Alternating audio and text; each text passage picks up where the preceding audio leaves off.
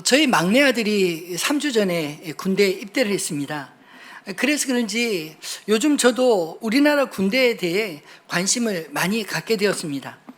여러분, 우리나라 군대가 세계에서 6번째로 강하다라는 거 알고 계신가요?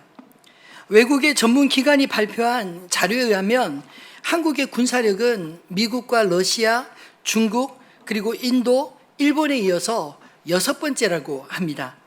이런 국방력의 근거는 가용한 병력과 현대화된 무기체계, 그리고 해마다 한 국가가 지출하는 국방비 등 여러 가지 조건들을 평가해서 매긴 순위라고 합니다.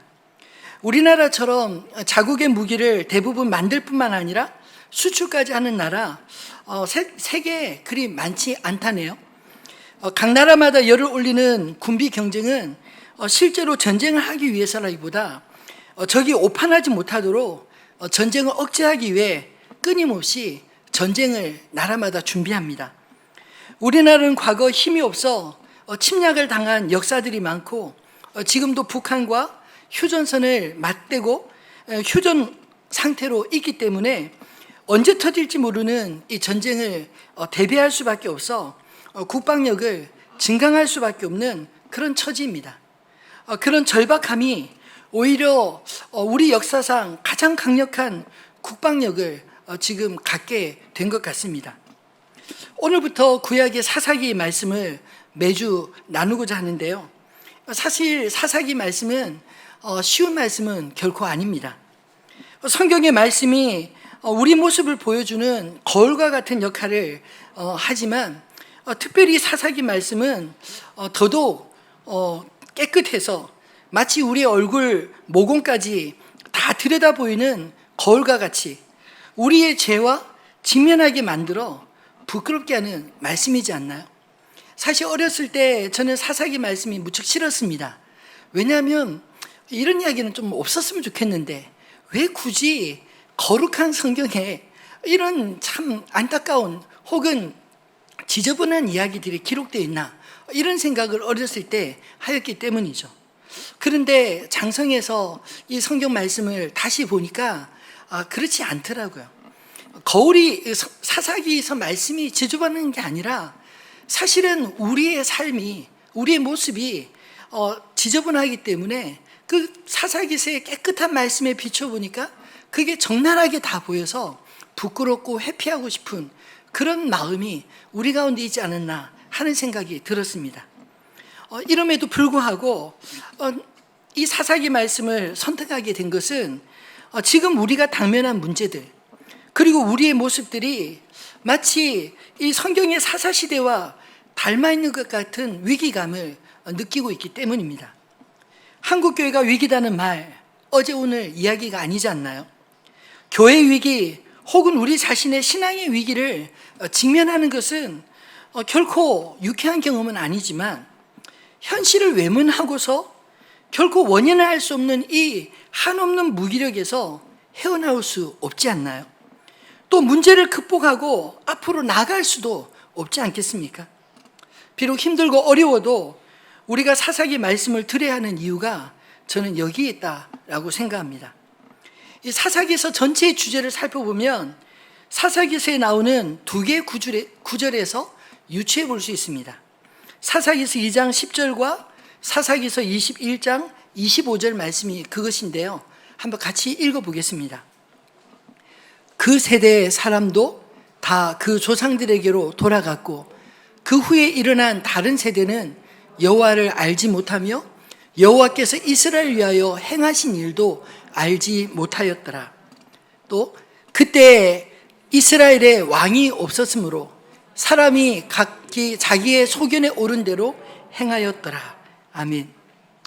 우리가 알고 있는 이 사사시대 이스라엘의 혼란과 무질서, 그 배경에는 여호수아 사후에 하나님을 알지 못하는 다른 세대가 출현했기 때문에, 또 모세와 여호수아 같은 지도자의 부재 속에서 각기 자기 소견에 오른 대로 각자 도생의 길을 각 지파마다 선택했기 때문이라 그렇게 말하고 있습니다.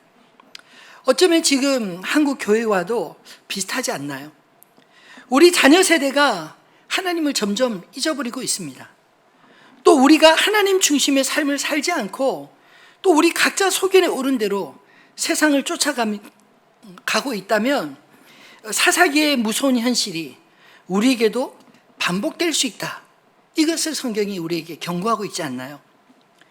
그래서 우리는 더욱 사사기 말씀을 통해 이 시대를 향한 하나님의 말씀을 들어야 할 줄 압니다. 그리고 암담한 미래를 예측만 하고 있을 게 아니라 이 사사기를 통해 하나님의 말씀을 듣고 하나님을 우리의 왕이시오 또 우리 자녀들을 하나님을 경외하는 다음 세대로 잘 길러내면 우리의 미래는 우리가 두려워하는 방향이 아니라 우리가 믿고 기도하는 대로 준비되어질 줄 믿습니다. 그렇다면 이제 본문의 말씀으로 돌아가서 이 사사기 1장을 통해 주님이 들려주시는 전쟁의 이야기를 들어볼까요? 여호수아서는 모세 이후 가나안 정복 전쟁이 어떻게 진행되었는지를 기록한 말씀입니다. 그리고 이 사사기 1장은 이 여호수아의 죽음 이후에도 그 전쟁이 아직 끝나지 않았다라고 말하고 있습니다. 이스라엘 백성들에게 가나안 전쟁은 어떤 의미였을까요? 하나님은 또 왜 이스라엘에게 가나안을 정복하라 말씀하셨을까요?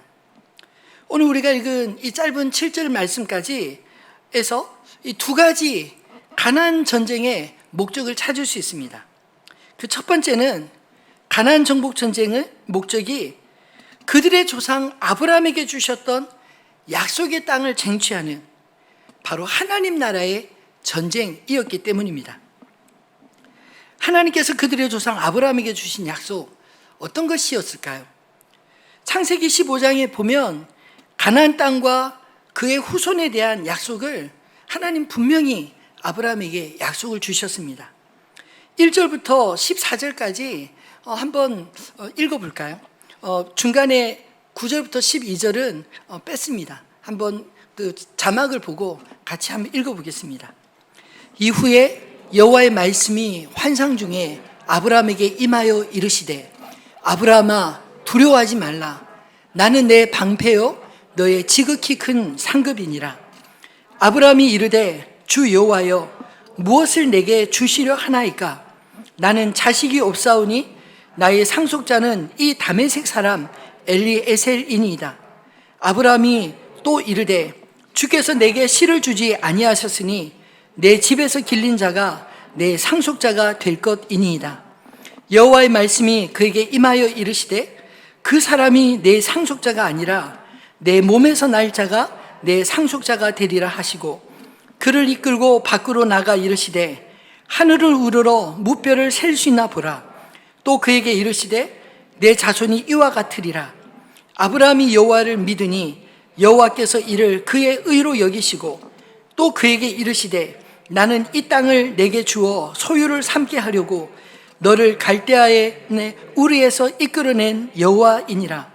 그가 이르되 주 여호와여 내가 이 땅을 소유로 받을 것을 무엇으로 알리까? 여호와께서 아브라함에게 이르시되 너는 반드시 알라. 내 자손이 이방에서 객이 되어 그들을 섬기겠고 그들은 400년 동안에 내 자손을 괴롭히리니 그들이 섬기는 나라를 내가 징벌할지며 그 후에 내 자손이 큰 재물을 이끌고 나오리라. 아멘. 하나님의 이 약속은 그대로 실현되었습니다. 아브라함에게 자식 하나도 없었는데 하나님은 아브라함에게 하늘의 별들을 보이시며 내 자손이 헤아릴 수 없는 별과 같이 많으리라 그렇게 말씀하셨습니다.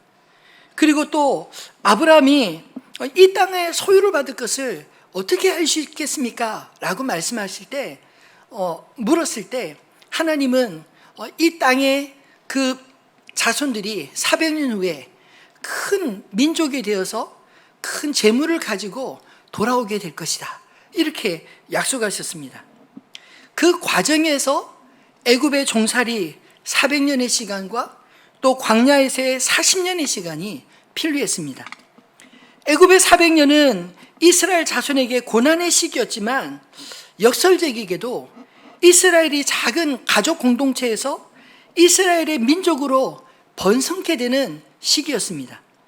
또 광야 40년은 애굽에 종살이하던 종들이 하나님의 백성들로 거듭나는 시기였습니다. 그리고 가나안에 도착했을 때 출애굽과 광야의 지도자 모세가 120세의 나이로 죽음을 맞고 가나안 정복은 여호수아에게 위임이 되었습니다. 가나안 정복 전쟁이 다 끝나지 않은 상태에서 사사기로 들어오면 여호수아마저 죽고 그 미완의 전쟁은 남은 자들의 몫이 되었습니다. 위대한 지도자 모세도 여호수아도 없는 가운데 치러진 전쟁에 대해 오늘 본문은 1절로 4절에 이렇게 기록하고 있습니다.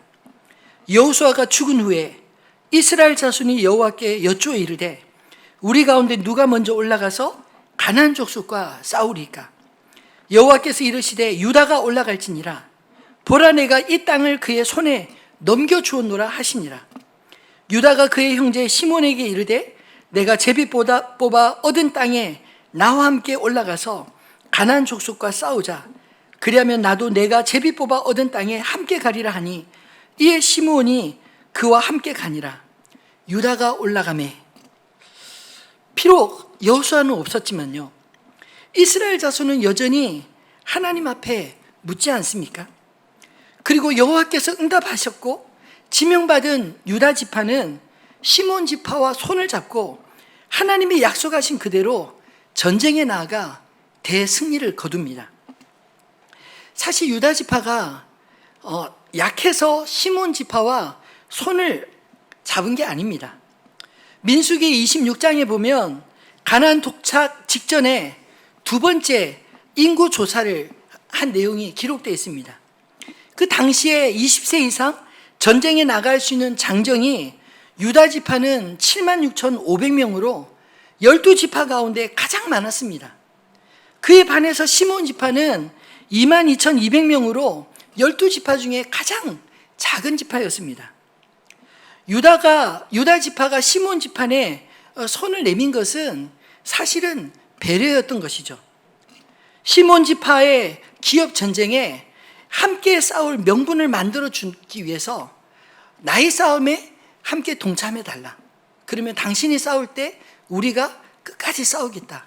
이렇게 제안하는 이 모습이 참 멋지지 않나요?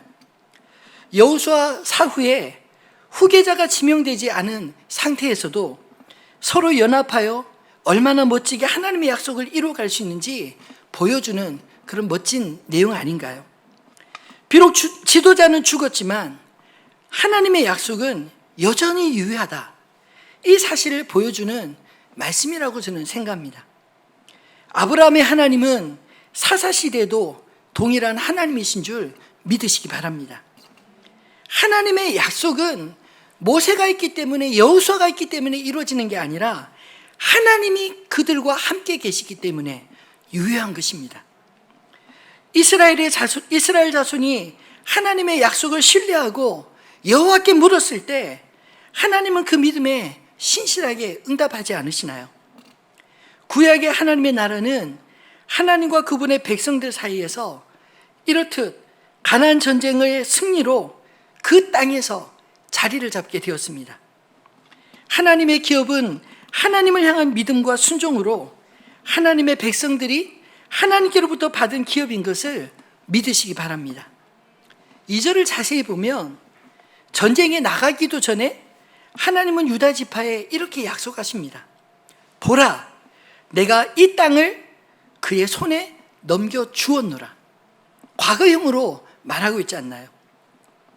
하나님의 나라는 우리가 스스로 쟁취하는 나라가 아니라 하나님의 통치하심을 받는 하나님의 백성들의 나라인 것입니다. 주의 뜻을 구하고 응답받은 후에 순종함으로 하나님이 주시기로 한 땅을 차지하게 된 이 본문의 패턴을 보면 오늘 우리에게도 동일하게 우리가 하나님의 기업을 약속으로 받고 또 그 약속을 순종함으로 반응할 때 하나님 나라의 백성으로 살아가는 패턴이 이루어지는 것을 말씀하는 게 아닐까요? 시편은 하나님의 백성들에게 주어진 기업에 대해 이렇게 노래하고 있습니다. 시편 16편 5절로 6절 말씀입니다. 여호와는 나의 산업과 나의 잔의 소득이시니 나의 분깃을 지키시나이다. 내게 재어준 구역은 아름다운 곳에 있으며 나의 기업이 실로 아름답도다. 아멘. 비록 전쟁이라는 방식은 끔찍하지만 오늘 어쩌면 우리가 살아가는 하루하루가 마치 전쟁터와 같지 않으시나요? 하나님의 나라는 이 세상 속에서 저절로 세워지는 것이 아닙니다. 하나님의 백성들이 하나님의 언약을 붙잡고 그의 삶 속에 하나님의 나라와 의를 구하며 믿음으로 나아갈 때 우리로 이 땅에서 세상을 이기는 하나님의 나라, 하나님의 백성 되게 하실 줄로 믿습니다. 세상의 방식이 아닌 하나님의 방식으로 싸워서 하나님의 승리를 찬송하는 하늘빛 우리의 모든 성도님들 되시기를 우리 주님의 이름으로 축원합니다. 두 번째로 가나안 전쟁의 목적은 하나님 심판의 전쟁이었습니다. 가나안 정복 전쟁은 이스라엘 백성들 편에서 보면요, 하나님의 약속이 실현되는 그런 전쟁일지 모르지만 가나안 족속들의 편에서 보면 그들의 죄악에 대한 하나님의 심판, 여호와의 전쟁이라는 것을 오늘 성경이 말하고 있지 않나요?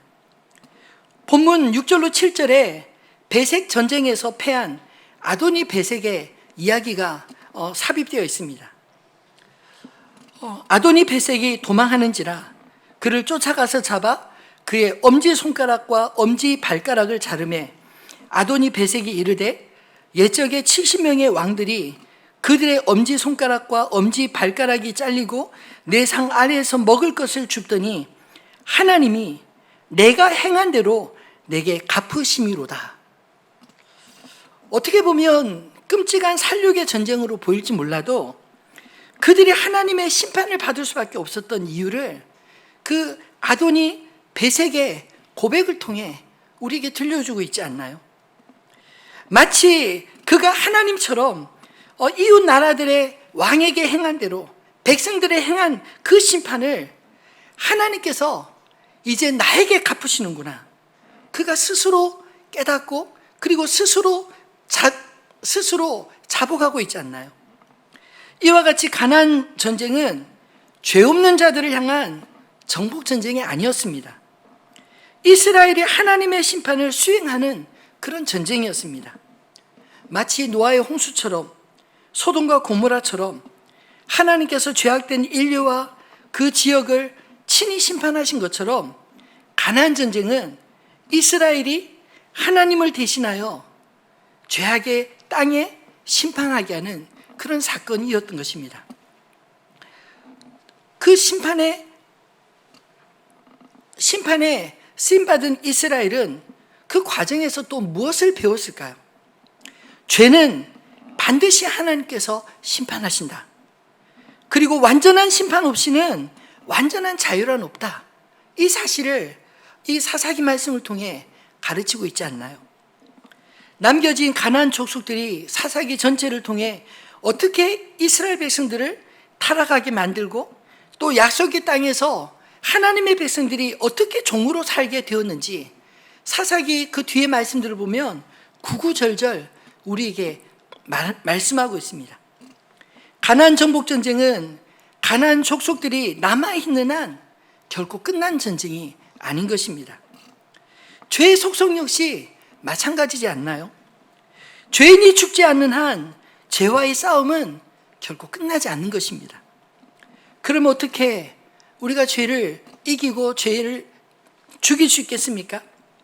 성경은 죄를 이길 힘이 사실 우리에게 없다고 말하고 있습니다. 왜냐하면 죄의 삭은 사망인데 죄의 삭을 다 치르고 살아남을 수 있는 사람이 과연 누가 있겠습니까? 근데 이 어려운 문제를 하나님께서 친히 그의 독생자 예수 그리스도를 통해서 해결하셨습니다. 독생자 예수 그리스도께서 죄 없으신 몸으로 나의 죄를 대신해 십자가 위에서 그 값을 다 치르신 것입니다. 우리가 죄 사함 받는 비결은 하나님이 행하신 이 놀라운 사랑, 예수 그리스도를 믿음으로 우리의 죄가 그에게 전가되고 그의 의가 우리에게 전가되는 이 방법밖에는 없다는 것입니다. 하나님은 가나안 전쟁을 통해 죄의 심각성을 우리에게 일깨우고 또 배우게 하십니다. 제사 제도를 통해 대속의 개념을 가르치신 것처럼 죄를 지으면 그 죄와 함께 죽을 수밖에 없다는 사실, 그 죽음을 벗어나려면 죄 없는 생명을 대신 죽여야 한다는 것을 제사를 통해 그 백성들에게 시청과 교육을 시키신 게 아닌가요?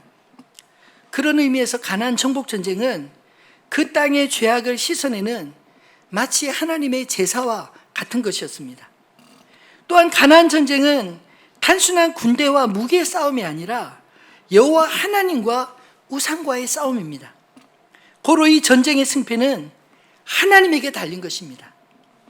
하나님은 누가 싸워야 할지 알려주실 뿐만 아니라 유다 지파로 하여금 이미 이긴 전쟁을 수행하라, 그렇게 명하지 않으시나요? 하나님께서 친히 그들과 함께 하시고 함께 싸우시기 때문입니다.